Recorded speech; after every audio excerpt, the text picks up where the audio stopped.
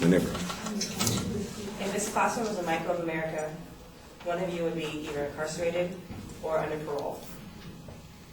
It doesn't seem like a large number, but America is the #1 incarcerated inmates in the world. We have more incarcerated inmates than Japan, China, and Great Britain combined. The justice system in America incarcerates unnecessarily and fails to rehabilitate former inmates. Incarceration, as aforementioned, is at an all-time high. According to the colonists, correctional supervision is being on parole. More people are under correctional supervision than necessary. Many of them are under drug charges that are more likely to be solved under rehabilitation rather than prison time. It costs $50,000 a year to keep a person in prison. Many drug charges are held for a year plus. Costing $50,000 on holding someone in jail rather than putting them through a rehabilitation program, which should cost on average $2,500, is unnecessary. The justice system in America is harsher than any other rich nation. Sentencing in America is ineffective. The mandatory minimum sentencing denies judges discretion during sentencing, and citizens who are incarcerated are not able to incorporate back into society.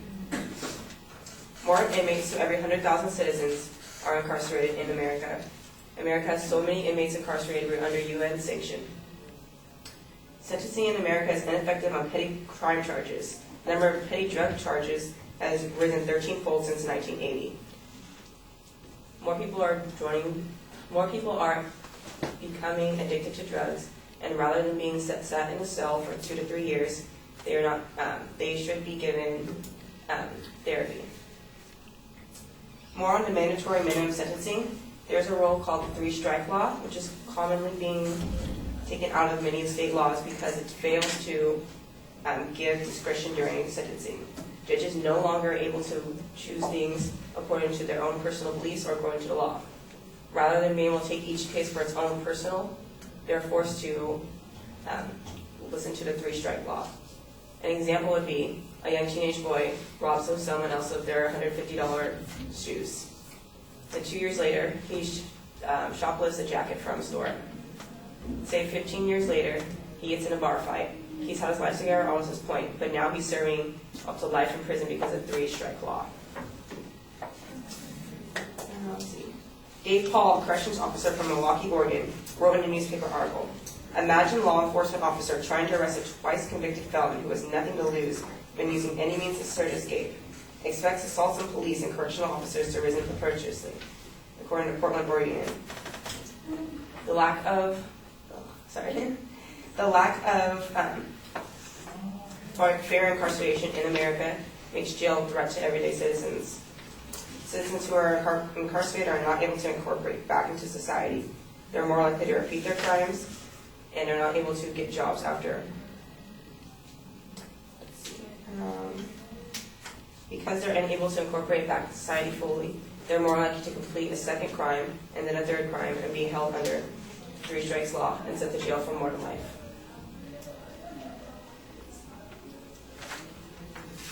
The International Center for Prison Studies, which is held in the School of Essex in London, talks about how American incarceration is so rapid and fearful that many people in other countries are fearful of coming to America in fear of being incarcerated.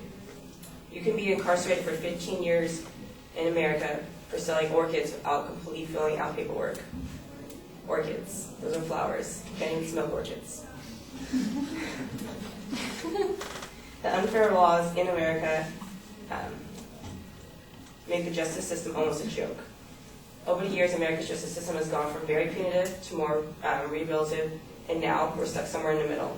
We need to focus more on rehabilitative because during the years of 1980 and 1990, when rehabilitation was more rampant than punitive charges, our crime rates dropped.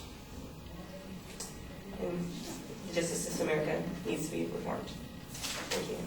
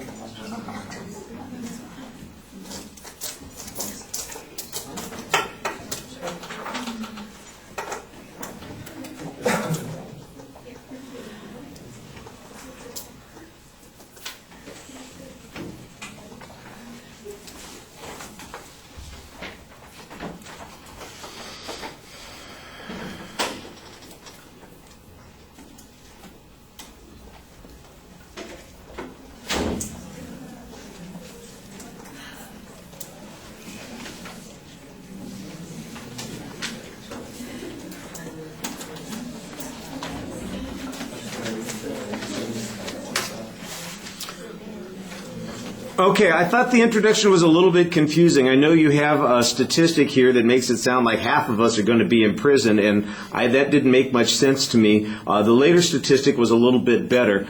I'm not sure what your claim is, except I know generally you've got a hassle with the justice system. It seems like there's an argument that says we have an excessive number of people involved in the criminal justice system. And that there maybe is a superior alternative or a more effective alternative to that. And I think you needed to focus on that a bit more. There's not really a layout of what the secondary points are going to be. You kind of dive in with a whole series of claims, and every time a claim starts to develop, you kind of change, and then there's another claim. I think you were rushing through all of these ideas, and they need to be coalesced a little bit more clearly. You could argue, for instance, that the number far exceeds what is necessary to protect us from crime, or that the number in prison are causing some harm to society, or that a specific claim that says that prison fails to rehabilitate. Because that seems like what I remember hearing in or reading in your outline, but it really felt in the speech like you had 9 or 10 claims that you're presenting, and each of them is just got sometimes there's a brief description, sometimes there's a piece of evidence, but it's not building very effectively, and you need the arguments to build more effectively.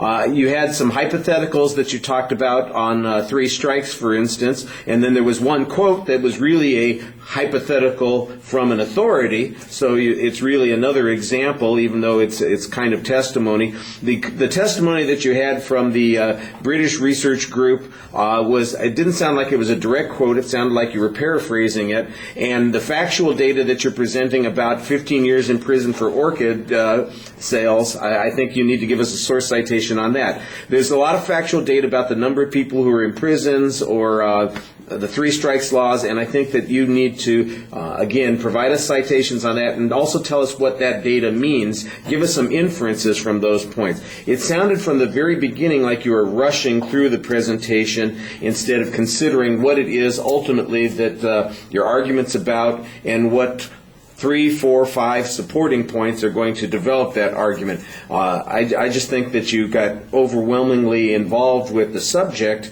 instead of figuring out how this is going to work for the audience, and you need to look at it from that perspective. All right, thank you.